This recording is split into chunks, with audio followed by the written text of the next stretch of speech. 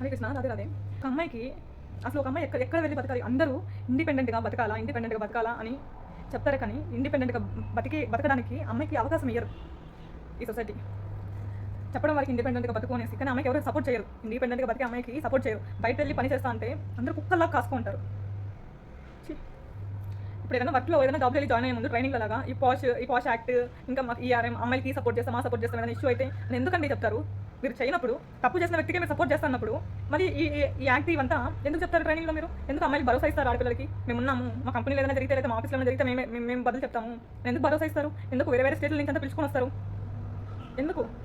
ఇలా మీరు చెప్పడం వల్ల మీ మాటలు నమ్మి చాలామంది వచ్చి జాయిన్ అవుతున్నారు. అర్థమవుతుందా?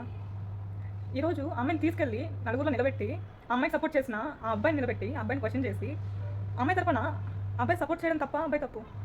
అబ్బాయిని తిట్టారు అమ్మాయికి సపోర్ట్ చేసి మాట్లాడినందుకు. అంటే ఆ చెత్తన కొడుకుకి సపోర్ట్ చేసి మాట్లాడాలా? చెప్పండి. అసలు అమ్మాయికి సేఫ్టీ అనేది ఎక్కడుంది? అమ్మాయి నేను భయపడకుండా ధైర్యంగా బతకగలను అట్లీస్ట్ ఒక సెకండ్ అయినా అనే ప్లేస్ ఎక్కడుంది చెప్పండి? ఇల్లు లేదు, స్కూల్ లేదు, కాలేజ్ లేదు, కంపెనీ లేదు, వర్క్ చేసే ప్లేస్ లేదు, ఏ సెక్టర్లోనూ సేఫ్టీ లేదు అమ్మాయికి.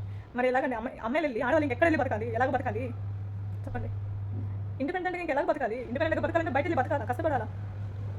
అలాంటి చోట్ల అలాంటి వాళ్ళని మీరు ఇలాగ ఇబ్బంది పెడతా అంటే, ఇలాగ మిస్బిహేవ్ చేస్తా అంటే తనకి ఇంకెవ్వరి దగ్గరికి వెళ్ళాలా? ఎవరి దగ్గరికి వెళ్ళి బతకాలా? దయచేసి ఆడపిల్లలకు ఓకే చెప్తాను, ఇండిపెండెంట్గా బతకండి. ఇలాంటి సిచ్యువేషన్స్ ఏదైనా వచ్చిందంటే ధైర్యంగా ఫేస్ చేయండి. ఓకేనా? ఎవరు భయపడకండి. మీ సైడ్ తప్పు లేనప్పుడు అస్సలు భయపడద్దండి. మీ విషయంలో ఎవరైనా తప్పు చేస్తే అస్సలు వదలదండి. ఓకేనా?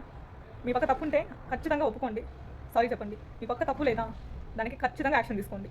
ఏమైనా జరగని, ఎంతవరకైనా వెళ్ళండి, ఎంత దూరమైనా వెళ్ళండి, ఖచ్చితంగా యాక్షన్ తీసుకోండి. ఓకేనా? ఇలాగైతే మాత్రం అస్సలు ఉండకండి.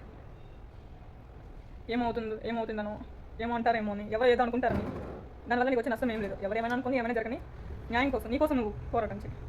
ఓకేనా? అడ్జస్ట్ అవ్వకు, కాంప్రమైజ్ అవ్వకు ఏ విషయంలోనూ. ఓకేనా? నిన్ను నువ్వు తప్పు చేసుకోకు. సెల్ఫ్ రెస్పెక్ట్ నీకు నువ్వు రెస్పెక్ట్ ఇచ్చుకో ఫస్ట్. నిన్ను నువ్వు ఒక టెంపుల్ లాగా ఫీల్ అవ్వు, నిన్ను నువ్వు ఒక పవిత్రంగా ఫీల్ అవ్వు.